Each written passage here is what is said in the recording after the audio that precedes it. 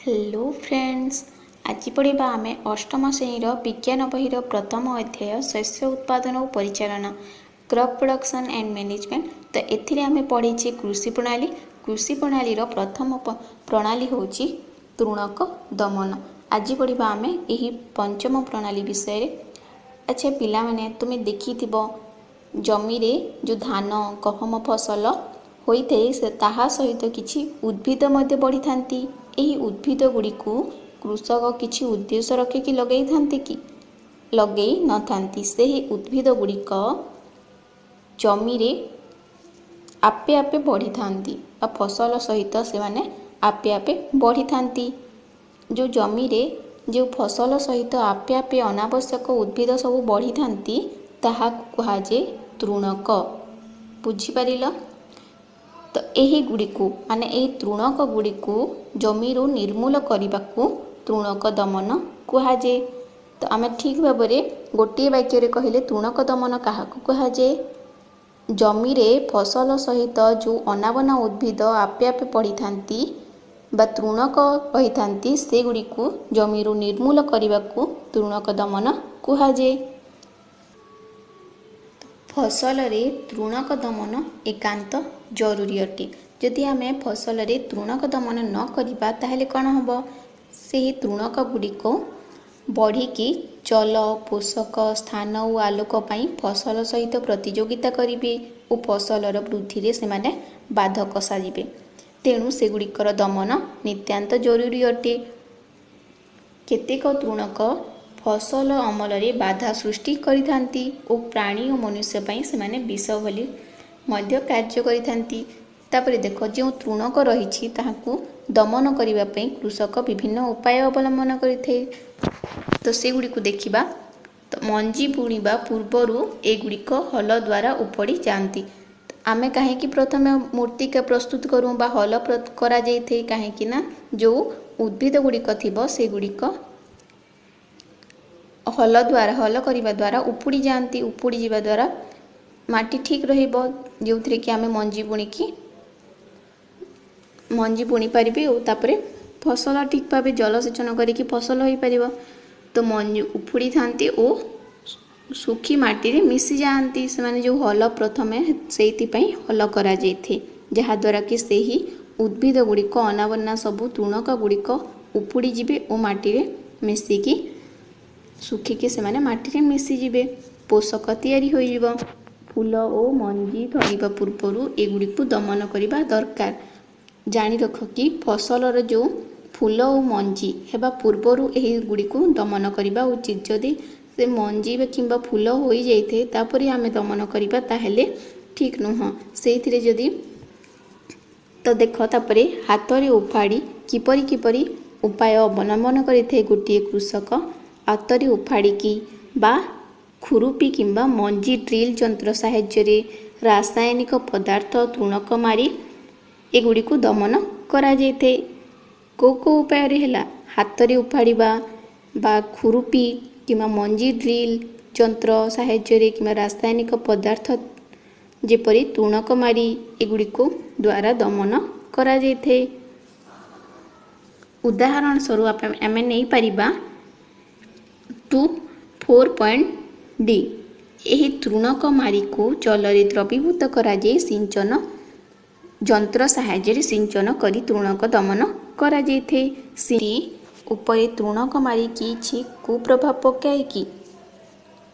जदि से निरापद भाव रे थिबो ताहेले से किछि कुप्रभाव पकाई न थे, किंतु से जदि ताहा शरीर कृषकर शरीर उपरे पड़िले किछि क्षति करि पारे। तेणु सिंचन करने पूर्व कपड़ा द्वारा नाक और पाटी को घोड़ाई देबा उचित जहाँफल से निरापद रही पारिबो। एही जानी रख कि यह तृणक बढ़ुतिबा अवस्था एवं फूल मंजी धरिबा पूर्व तृणक मारी प्रयोग करा जाइथे। हैला बुझी पारिल? तापरे देखिबा आमे अमल। तो अमल कण? पाकल फसल को काटी खला को आनिबा को अमल कुहाजे।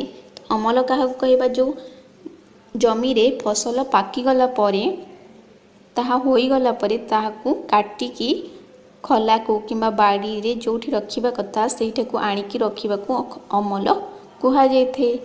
ଫସଲ ଗଛକୁ ଉପୁଡ଼ା ଯାଇ ଯନ୍ତ୍ର ବା ଫସଲ କଟା ଯେଉଁ ଫସଲ କଟା ଯନ୍ତ୍ର ରହିଛି ବା ମେସିନ୍ ରହିଛି ତାହା ଦ୍ୱାରା ତାହାର ମୂଳରୁ ସେ ଉଦ୍ଭିଦର ବା ଫସଲର ମୂଳରୁ 3-4 ସେଣ୍ଟିମିଟର ଉପରକୁ କଟାଯାଇଥାଏ।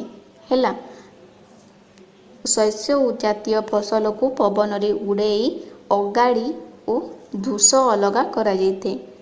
ତାହାର ଯେଉଁ ଜାତୀୟ ଫସଲକୁ ଯେଉଁଗୁଡ଼ା ଶସ୍ୟ ଜାତୀୟ ଫସଲ ରହିଥାଏ ସେଗୁଡ଼ିକୁ ପବନରେ ତାହାକୁ ଉଡ଼ାଯାଇ ତାହାର ଅଗାଡ଼ି ଓ ଧୂସ ସବୁ ଅଲଗା କରାଯାଏ।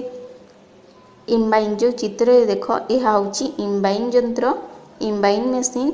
ଏହି ଦ୍ୱାରା ବା ଇମ୍ବାଇନ୍ ମେସିନ୍ ଦ୍ୱାରା କ'ଣ କରାଯାଇଥାଏ ନା ଆଜିକାଲି ଉଭୟ ଧାନ କାଟିବା ଓ ଉଡ଼ାଇବା କାର୍ଯ୍ୟ ହୋଇପାରୁଛି। ଏକା ସାଙ୍ଗରେ ଏହି ଇମ୍ବାଇନ୍ ଯନ୍ତ୍ର କ'ଣ କରୁଛି ନା ଧାନ କାଟିବା କରୁଛି, ତା ସହିତ ସେ ଉଡ଼ାଇକି ସିଧାସଳଖ ଭାବରେ ଆମକୁ ଧାନ ଦେଉଛି। ତାପରେ ଦେଖ, ଫସଲ କଟା ସରିବା ପରେ ଯେଉଁ ଫସଲ ତ କାଟି ସାରିଲେ ଆମେ ଇମ୍ବାଇନ୍ ମେସିନ୍ ଦ୍ୱାରା, ତ ସାରିବା ପରେ ଜମିରେ ଯେଉଁ ମୂଳ ରହିଯାଇଥାଏ ମାନେ 3-4 ସେଣ୍ଟିମିଟର ଉପରକୁ କାଟିଲେ ଯେଉଁ ତଳ ଭାଗ ରହିଗଲା, ତ ସେଗୁଡ଼ିକୁ ଯେଉଁ ମୂଳ ରହିଯାଇଥାଏ କେତେକ ଚାଷୀ ସେଗୁଡ଼ିକୁ ପୋଡ଼ି ଦିଅନ୍ତି, ଯାହାଫଳରେ କି ପ୍ରଦୂଷଣ ହୋଇଥାଏ। ଆମର ବାୟୁ ପ୍ରଦୂଷଣ ହୋଇଥାଏ ପୋଡ଼ି ଦେବା ଦ୍ୱାରା ଓ ବେଲେ ବେଲେ ସେଗୁଡ଼ିକ କ'ଣ ହୋଇଥାଏ ନା ଫସଲ ନିଆଁ ତା ପାଖରେ ଯେଉଁ ନିକଟବର୍ତ୍ତୀ ଯେଉଁ ଫସଲ ରହିଥାଏ ବା ଚାଷ ଜମି ରହିଥାଏ ସେଥିରେ ମଧ୍ୟ ତାହା ନିଆଁ ଲାଗି କ୍ଷତିଗ୍ରସ୍ତ ହୋଇଥାଏ। ଯେଉଁ ଫସଲ ସେ କାଟି ନଥିବେ ତାହେଲେ କ'ଣ ହେବ, ସେହି ଫସଲରେ ମଧ୍ୟ ନିଆଁ ଲାଗିକି ତାର ଫସଲ ନଷ୍ଟ ହୋଇଯିବ। ତ ସେହିପରି ହୋଇଥାଏ। କାହାକୁ କହିବା, ଦେଖ, ଅମଲ ହୋଇଥିବା ଦାନା ଗୁଡ଼ିକୁ ଯେଉଁ ଅମଲ ହୋଇଥିବା ତାର ଦାନା ଗୁଡ଼ିକୁ କୁଲାରେ କିମ୍ବା ମେସିନ୍ ସାହାଯ୍ୟରେ ଉଡ଼ାଇ, ଆମେ ତ ଏହା 6 କ୍ଲାସରେ ପଢ଼ିଛୁ, କୁଲା ମାଧ୍ୟମରେ କ'ଣ କରାଯାଇଥାଏ ପାଛୁଡ଼ା ଯାଇଥାଏ ଓ ମେସିନ୍ ସାହାଯ୍ୟରେ ଅନ୍ୟ ଜଣେ କୁଲାରୁ ଉପରୁ ପଡ଼ୁଥିବ ଓ ମେସିନ୍ ସାହାଯ୍ୟରେ ଯେଉଁ ପବନ ଆସେ ସେହି ମାଧ୍ୟମରେ ତାହାର କୁଟା କିମ୍ବା ଅଗାଡ଼ି ସବୁ ଅଲଗା ହୋଇଯାଏ। ଉଡ଼ିକି ହାଲୁକା ଥିବାରୁ ସେଗୁଡ଼ିକ ଉଡ଼ିକି ଅନ୍ୟ ସ୍ଥାନକୁ ପଳାଏ, ଯାହାଦ୍ୱାରା କି ମଞ୍ଜି ଗୁଡ଼ିକ ବା ତାହାର ସବୁ ଅମଲ ହୋଇଥିବା ଧାନ ଗୁଡ଼ିକ ସଫା ହୋଇଯାଏ। ତ ଏହି ସାହାଯ୍ୟରେ କୁଲା ବା ମେସିନ୍ ସାହାଯ୍ୟରେ ଉଡ଼ାଇ ଅଗାଡ଼ି ଅଲଗା କରି ମଞ୍ଜି ସଂଗ୍ରହ କରିବାକୁ ଉଇନୋଇଂ କୁହାଯାଏ। ବୁଝିପାରିଲ? ତାପରେ ଦେଖ, ଅମଲ ଉତ୍ସବ। ଅମଲ ଉତ୍ସବ କହିଲେ କ'ଣ? 3-4 ମାସ ପର୍ଯ୍ୟନ୍ତ କୃଷକ କଠିନ ପରିଶ୍ରମ କରେ ଓ ତାପରେ ଯାଇକି ଅମଲ ସମୟ ଆସେ। ତ ସେ ଅମଲ ସମୟରେ ତାହାର ଜମିରେ ସେ ସୁନାର ଫସଲ ସବୁ ଦେଖିକି, ସୁନାର ଫସଲ ମାନେ କ'ଣ, ଧାନକୁ ସୁନାର ଫସଲ କୁହାଯାଇଥାଏ। ଧାନର ମଞ୍ଜି ଗୁଡ଼ିକୁ ଦେଖିବ ଗୋଟିଏ ଗଛରେ ବହୁତ ସାରା ମଞ୍ଜି ହୋଇଥାଏ, ତ ସେଇଥିପାଇଁ ତାହାକୁ ସୁନାର ସବୁ ଫସଲ କୁହାଯାଇଛି। ତ ଏହାକୁ ଦେଖିକି ଚାଷୀ ସେ ଯେଉଁ 3-4 ମାସର ଯେଉଁ ତାହାର କଠିନ ପରିଶ୍ରମ ରହିଥାଏ ତାହାକୁ ସେ ଭୁଲିକି ସେଇ ଆନନ୍ଦରେ ବିଭୋର ହୋଇଯାଏ। ଗତ ଋତୁରୁ କଠିନ ପରିଶ୍ରମ ଉପଯୁକ୍ତ ଫଳ ଦେଇଥିବାରୁ ତାହାକୁ ସେ ଉପଯୁକ୍ତ ଫଳ ଦେଲା, ଯାହାକି ଆମେ ସୁନାର ଫସଲ ସହିତ ତୁଳନା କରିପାରିଛେ। ତ ସେହି ଉପଯୁକ୍ତ ଫସଲକୁ ଦେଖିକି କ'ଣ କରିଥାଏ ନା ଚାଷୀ ଆନନ୍ଦରେ ବିଭୋର ହୋଇଯାଇଥାଏ ଓ ତାପରେ ସେ ଭାବେ କି ତାହାକୁ ଅମଲ କରିବା ସାରିବା ପରେ ସେ କିଛି ଦିନ ବିଶ୍ରାମ ନେବା ପାଇଁ ଓ ମଉଜ କରିବା ପାଇଁ କୃଷକ ମନ ବଲେଇଥାଏ ବା ତାହାକୁ କିଛି ଉତ୍ସବ ମଉଜ ମଜାକ ନେବା ପାଇଁ ମନ ବଲେଇଥାଏ।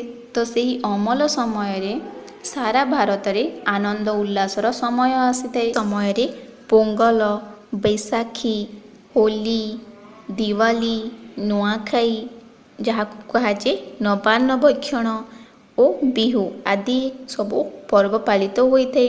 ତ ଏହି ସବୁ ପର୍ବ ପାଳନ କରିକି କୃଷକ ତାହାର ବିଶ୍ରାମ ନେବା ସହିତ ସେ ସବୁ ମଉଜ ମଜାକ କରିକି ଆନନ୍ଦ ପାଇଥାଏ। ଏହା ହେଉଛି ଅମଲ ଉତ୍ସବ। ବୁଝିପାରିଲ? ତାପରେ ଦେଖ, ସଂରକ୍ଷଣ। ଯେଉଁ ଫସଲ ସେ ଅମଲ କଲା ତାହାକୁ ସେ ସଂରକ୍ଷଣ ଯଦି ନ କରିବ ତାହେଲେ କ'ଣ ହେବ? ତାହା ନଷ୍ଟ ହୋଇଯିବ। ତାହାର ଏତେ ଦିନର ଯେଉଁ ପରିଶ୍ରମ ରହିଲା ତାହା ବ୍ୟର୍ଥ ହୋଇଯିବ। ତେଣୁ ସଂରକ୍ଷଣ ଅତ୍ୟନ୍ତ ଜରୁରୀ ଅଟେ। ଏହା ହେଲା କୃଷି ପ୍ରଣାଳୀର ସପ୍ତମ ଯେଉଁ ପ୍ରଣାଳୀ ରହିଛି, ସପ୍ତମ ପ୍ରଣାଳୀ। ତ ଆମେ ପଢ଼ିବା ତା ବିଷୟରେ ପୁଣି। ଅମଳ ପରେ ଶସ୍ୟକୁ ସାଇତି ରଖିବା ଆବଶ୍ୟକ ପଡ଼ିଥାଏ। ସାଇତି ରଖାଯାଇଥାଏ କି ନାହିଁ, ଘରେ ଦେଖିଥିବ ସବୁ। ଅମଳ ହେବା ପରେ ଯେଉଁ ଶସ୍ୟ ଗୁଡ଼ିକୁ ରହିଥାଏ ସେ ଶସ୍ୟ ଗୁଡ଼ିକୁ ସାଇତି ରଖିଥାନ୍ତି।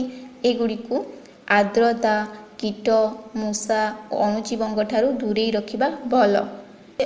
ଅମଳ ହୋଇଥିବା ଶସ୍ୟକୁ ଖରାରେ ଶୁଖେଇ ଯଦି ନ ରଖିଲେ ସେଗୁଡ଼ିକ ଅଣୁଜୀବ ଦ୍ୱାରା ନଷ୍ଟ ହୋଇଯାଏ ଓ ତାହାର ଅଙ୍କୁରଣ କ୍ଷମତା ମଧ୍ୟ ସେ ଶସ୍ୟ ହରାଇଥାଏ। ତେଣୁ ତାହାକୁ ଖରାରେ ଶୁଖେଇବା ନିହାତି ଜରୁରୀ ଅଟେ। ତେଣୁ ଶସ୍ୟ ସଂରକ୍ଷଣ ପୂର୍ବରୁ ଖରାରେ ଭଲ ଭାବରେ ଶୁଖେଇକି ତାହାର ଆର୍ଦ୍ରତା ହ୍ରାସ କରିବାକୁ ମାନେ ଶୁଷ୍କ କରିବାକୁ ପଡ଼ିଥାଏ, ଯାହାଫଳରେ ସେ ଠିକ୍ ଭାବରେ ତାହାର ଅଙ୍କୁରଣ କ୍ଷମତା ପାଇପାରିବ। ଫସଲ ନଷ୍ଟ ମାନେ ଶସ୍ୟ ନଷ୍ଟ ହେବ ନାହିଁ। ଫଳରେ କୀଟ ପତଙ୍ଗ, ବ୍ୟାକ୍ଟେରିଆ, କବକ ଦାଉରୁ ରକ୍ଷା ମିଳିଥାଏ। ଯଦି ତାହାର ଆର୍ଦ୍ରତା ଥିବ ତାହେଲେ କ'ଣ ହେବ, ଶୀଘ୍ର ତାହାକୁ ବ୍ୟାକ୍ଟେରିଆ, କବକ ମାନେ ଆଟାକ୍ କରିବେ, ମାନେ ତାହାକୁ ଲାଗିଯିବେ। ତ ସେଇଥିପାଇଁ ତାହାକୁ ଖରାରେ ଶୁଖାଯାଇଥାଏ। କୃଷକମାନେ ଶସ୍ୟକୁ ମୁଖ୍ୟତଃ ଅଖାରେ ବା ଅଖାବସ୍ତା ଦେଖିଥିବ, ସେହି ଅଖାବସ୍ତାରେ ବା ଦସ୍ତା ପାତ୍ରରେ ସାଇତି କରିକି ରଖିଥାନ୍ତି। ଅଧିକ ପରିମାଣରେ ଶସ୍ୟ କୀଟ ଓ ମୂଷା ଦାଉରୁ ରକ୍ଷା କରିବା ପାଇଁ ଖଣି ବା ଗୋଲାକାର ଉଚ୍ଚ କୋଠାଘର ବା ସିଲୋ ଯାହାକୁ କୁହାଯାଏ ଏବଂ ଶସ୍ୟ ଭଣ୍ଡାରର ବ୍ୟବସ୍ଥା କରାଯାଇଥାଏ। ହେଲା, ଯେଉଁ ମୂଷା ରହିଛନ୍ତି ଓ ସବୁ କୀଟ ରହିଛନ୍ତି ସେମାନେ କ'ଣ କରନ୍ତି, ସେମାନେ ସବୁ ଖାଦ୍ୟକୁ ଖାଇଯାଆନ୍ତି, ଯାହାଫଳରେ ସେଇଥିପାଇଁ ସେମାନଙ୍କର ଦାଉରୁ ରକ୍ଷା କରିବା ପାଇଁ ଗୋଲାକାର ଉଚ୍ଚ କୋଠାଘର ଯାହାକୁ ବା ସିଲୋ କୁହାଯାଏ କିମ୍ବା ଶସ୍ୟ ଭଣ୍ଡାରର ସବୁ ବ୍ୟବହାର କରାଯାଇଥାଏ। ଶୁଖିଲା ନିମ୍ବପତ୍ର ମଧ୍ୟ ଘରେ ମଧ୍ୟ ଦେଖିଥିବ, ଶୁଖିଲା ଯେଉଁ ନିମ୍ବପତ୍ର ରହିଥାଏ ତାହାକୁ ମଧ୍ୟ ଘରେ ଖାଦ୍ୟ ଶସ୍ୟ ସାଇତି ରଖାଯାଇଥାଏ। ତାହାକୁ ଖାଦ୍ୟ ଶସ୍ୟରେ ଦେଇକି ଲିମ୍ବପତ୍ର ଯେଉଁ ଶୁଖିଲା ଲିମ୍ବପତ୍ର ଥାଏ ତାହାକୁ ଖାଦ୍ୟ ଶସ୍ୟ ସହିତ ତାହାକୁ ଦିଆଯାଇଥାଏ ଓ ରଖାଯାଇଥାଏ, ଯାହାଫଳରେ କି ଯେଉଁ ଲିମ୍ବପତ୍ର ରହିଛି ତାହାର କ'ଣ ଗୁଣ ରହିଛି, ସେ ପିତା ଆଦି ଜୀବାଣୁନାଶକ ରହିଥାଏ। ତ ସେଇଥିପାଇଁ ତାହାକୁ ଦିଆଯାଇଥାଏ। ତ ବଡ଼ ବଡ଼ ଗୋଦାମ ଘରେ ଯେଉଁ ଶସ୍ୟ ସାଇତି ରଖିବା ବେଳେ ଏହାକୁ ଅଣୁଜୀବ ଓ କୀଟପତଙ୍ଗ ଆକ୍ରମଣରୁ ରକ୍ଷା କରିବା ପାଇଁ ବିଭିନ୍ନ ରାସାୟନିକ ପଦାର୍ଥ ମଧ୍ୟ ବ୍ୟବହାର କରାଯାଇଥାଏ। ଆମେ ଘରେ ରହିଲା ସମୟରେ ବା ଘରେ ରଖିବା ଯେଉଁ ଖାଦ୍ୟ ଶସ୍ୟ ରଖିଥାଉ ସେଗୁଡ଼ିକ ରାସାୟନିକ ପଦାର୍ଥ ଦେହ ପାଇଁ ଏତେ ଭଲ ହୋଇନଥାଏ, ଯାହାଫଳରେ ଆମେ ଘରୋଇ ଉପାୟ ଯେପରି ଶୁଖିଲା ଲିମ୍ବପତ୍ର ଆଦି ସବୁ ଦେଇଥାଉ। କିନ୍ତୁ ଯେଉଁଟା ବଡ଼ ବଡ଼ ସବୁ ଗୋଦାମ ଘର ରହିଛି ସେଠାରେ କ'ଣ ହୁଏ ନା, ସେ କୀଟ ଅଣୁଜୀବମାନଙ୍କ ଦ୍ୱାରା ରକ୍ଷା କରିବା ପାଇଁ ବା ତାହାଙ୍କର ଆକ୍ରମଣରୁ ରକ୍ଷା କରିବା ପାଇଁ ସେମାନଙ୍କୁ ସେ ଖାଦ୍ୟ ଶସ୍ୟକୁ ରାସାୟନିକ ପଦାର୍ଥ ବ୍ୟବହାର କରାଯାଇଥାଏ। କାହିଁକି ନା ତାହାର ପରିମାଣ ବେଶୀ ଥାଏ।